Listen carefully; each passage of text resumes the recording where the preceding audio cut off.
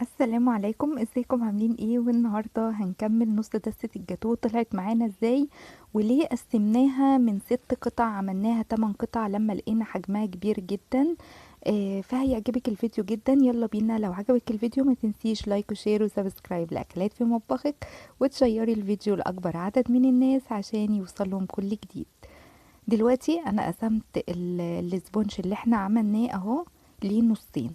طالع بسم الله ما شاء الله جميل جدا وعالي وحلو قوي. اول حاجة هنحط كده هنسقي بالشربات الخفيف، وهتلاقي لينكات الشربات والجناش والكريمة كله في صندوق الوصف. السهم اللي جنب الفيديو هتضغطي عليه هتلاقي اللينكات كلها بالفيديوهات بتاعتها عشان تتفرجي عليها بتمعن. طبعا النص دستة الجاتوه كانت مطلوبة كلها فانيليا، فانا ضربت الكريمه. نص دستة الجاتوه بتاخد قد ايه كريمه؟ بتاخد نص كوبايه بالكوبايه المعياريه. نص كوبايه كريم شانتيه بالكوبايه المعياريه. ضربتها كويس.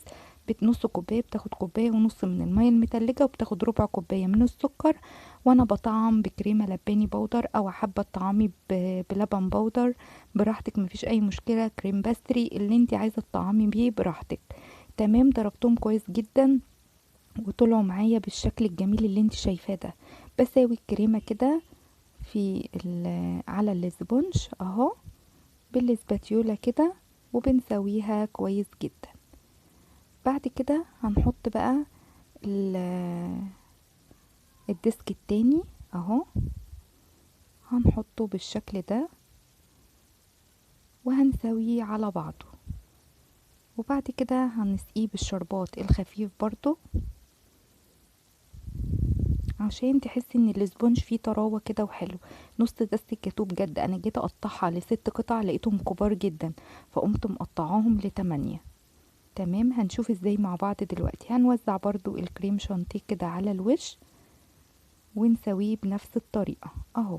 وسويناه كده، وسوينا الجناب. طبعا الجناب دي كلها هتتقطع بعد كده، بس بعد ما نسقعه شويه كده في التلاجة قيمه ساعه ساعه ونص. وبعد كده هنبتدي نقطع فيه. وبساوي كده الجناب بالشكل ده.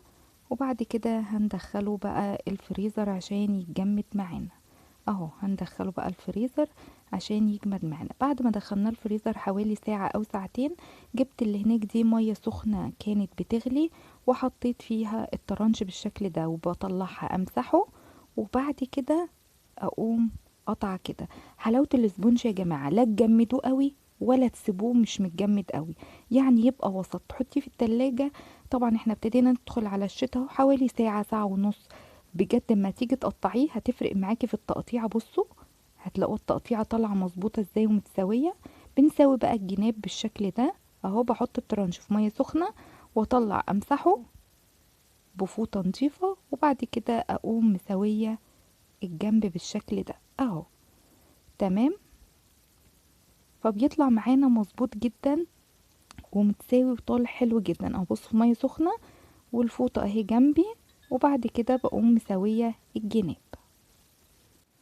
فبتطلع معاكي بقى مظبوطة وبالجمال اللي انت شايفاه ده. تمام. كده قطعنا الجناب كلها بقى. هننضف البوردة بتاعتنا ونبتدي نجيب المسطرة. المقاس معايا هنا طالع كام؟ طالع 22 ونص. يعني هقسم النص ده على 11 وربع. تمام. هتبقى طول القطعة 11 وربع اهو. بصوا انا بحددها، اما لقيت العرض ده كله 22 ونص فقسمته ل11 وربع. بصوا كل شغلي بالمسطرة اهو زي ما انتوا شايفين. المسطرة دي انا مخصصاها للمطبخ، فبحدد كده عشان ابتدي اقطع النص بتاعنا اهو. برضو الترانش وامسحه. وبعد كده اجي بقى اقوم قسمة اهو. بساوي ايدي وبعد كده انزل. خلاص كده اتسوى معايا. خلاص انا عرفت هتبقى طول القطعة معايا قد ايه. هاجي بقى هنا جيت اقسمها ل3 قطع لقيتها هتبقى عريضة جدا جدا جدا. طيب انا قلت ايه هتبقى يعني كأنها قطعة كبيرة قوي بطريقة يعني مش هتبقى لطيفة. فقلت طب ما انا اقسمهم ل4 قطع. هي نص دست الجاتوه كل حاجة، بس ايه هطلعها على 8 مش هطلعها على 6 مثلا. فهمتوا ازاي؟ فطلعت القطعة معايا 4 ونص. بقت القطعة بقى ايه 11 وربع في 4 ونص. فطالعة بسم الله ما شاء الله قطعة جميلة جدا، وزي ما شفتوها كده في الصورة المصغرة طالعة حلوة قوي قوي وشكلها حلو. وجميلة بصراحة، طلعت كبيرة برضو بس بطريقة شيك، يعني بطريقة حلوة جدا. هتشوفوا دلوقتي بقى كل ما اجي اقطع قطعة بحط الترنج في مية سخنة وامسحه بعد كده بالمسطرة، وابتدي اقطع على طول القطعة.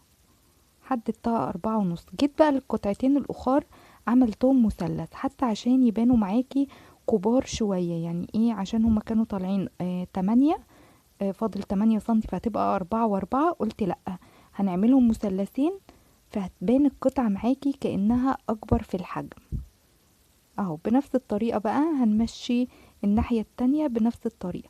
هاجي كنت ده مش هحط عليه جلوهات ولا حاجة، فجبت كده السكريبر المشرشرة وابتديت اشرشر كده الوش خفيف عشان يبقى معايا لما هحط عليه مربة الحليب يبقى تحته مدي منظر وشكله حلو.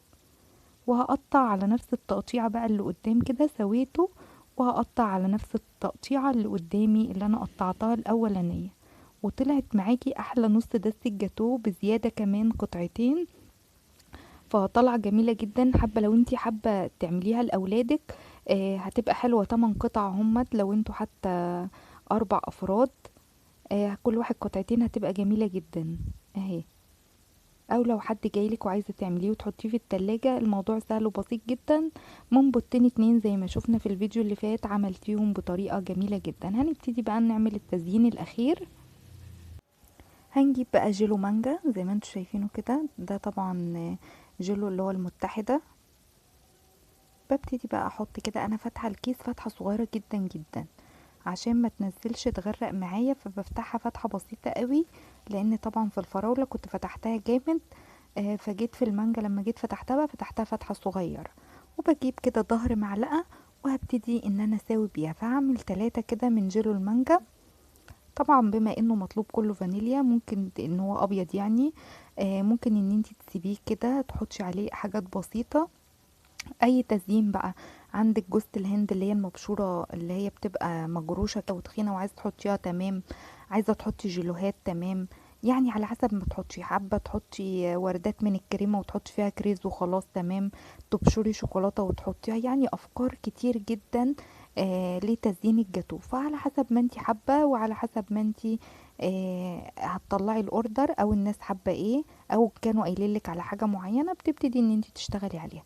بظهر معلقة بقى وبنسويه كده بالطريقة دي اهو مسويناهم. هنبتدي بقى، بصوا طول القطعة، انا عايزة اوريكم بس طول القطعة عامل ازاي وحجمها قد ايه. بسم الله ما شاء الله، ده كله طلع من بطين 2 بس. ده بقى جلو الفراولة اهو. هنبتدي بقى، بصوا انا كنت فاتحة فتحة كبيرة فعشان كده بينزل جامد ازاي.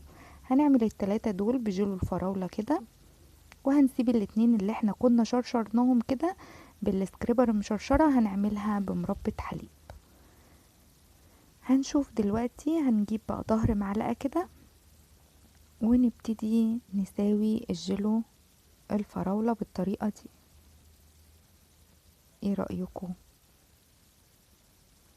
بصوا بظهر معلقة بسيطة كده اهي، او لو عندك سكريبر صغيرة ورفيعة ماشي، يعني على حسب المتاح او الموجود عندك. وبتساوي بقى بالراحة كده وخلاص بتبقى مظبوطة معاكي. هخلصهم برضو واوريهم لك اهمت، سويتهم بنفس الطريقة. هاجي هنا ده قمع صغير خالص، بعمل بقى كده مربة حليب واعمل بيها وردات صغنطوطة كده. على طبعا مربة الحليب انتوا عارفين ان هي غالية جدا، فبتحطي منها حاجات بسيطة كده بس تدي شكل وطعم حلو اهي.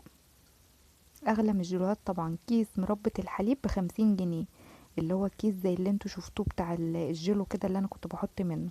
اما الجيلوهات الكيس ب25. تمام اهو. ببتدي احط وردات كده من الكريمة، تشكلي بقى براحتك اللي انتي حباه اهو. وهنجيب كريز وكانجي توت دلوقتي وهنحط، هندي منظر برضو للجاتو بتاعنا. بصوا القطعة من الجنب، بصوا العلو، بصوا الجمال طالعة عاملة ازاي متساوية وتحفة بجد اهو. كده بقى انصاص كده من الكريز ونبتدي نحطها بالشكل ده. هنجيب بقى واحدتين كده من كاندي التوت، كنت عايزة اسمر بس ما لقيتش عندي الا احمر، حطيتهم هما كمان وخلاص خلصوا معايا على كده. هنجيب العلبة بتاعتنا، العلبة دي مقاس 25 ب25، هنحط فيها ال8 قطع من الجاتو. طبعا ده الورق الفرشة اللي احنا بنفرشها تحت الجاتو بتاعنا اهي، بتبقى وحدات كده. ببتدي بقى اشيل القطعة. بصوا بصوا بسم الله ما شاء الله، بصوا عالية قد ايه وجميلة جدا ازاي اهي. ادي قطعة الجاتو بتاعتنا طالعة بسم الله ما شاء الله جميلة جدا، ومربة الحليب تحفة فوقها. وهنحطها كده وهتشكلي بقى ايه العلبة بتاعتك كده، تحطي اصفر جنب ابيض جنب احمر يعني كده، بحيث ان هي تبقى مشكلة وشكلها حلو جدا. هنشيل واحدة كمان اهي. بصوا ايه رأيكم؟ ايه رأيك؟ بصوا المسام حتى بتاعت الاسبونج جميلة جدا وتحفة ازاي. ده اسبونج الدقيق العادي، حابة زي ما قلتلك تبدلي وتعملي بدقيق الاسبونج هيبقى عادي خالص وهيطلع معاكي بمنتهى الجمال اهو. ايه رأيكم؟ وادي الجاتوه خلص معانا بأسهل طريقة وأبسط طريقة. اتمنى ان انتي تجربي الطريقة وتقولي رأيك في التعليقات، طلع معاكي عامل ازاي؟ حلو ولا لأ؟ من بطين اتنين قدرتي ان انتي تعملي الجاتوه ده كله.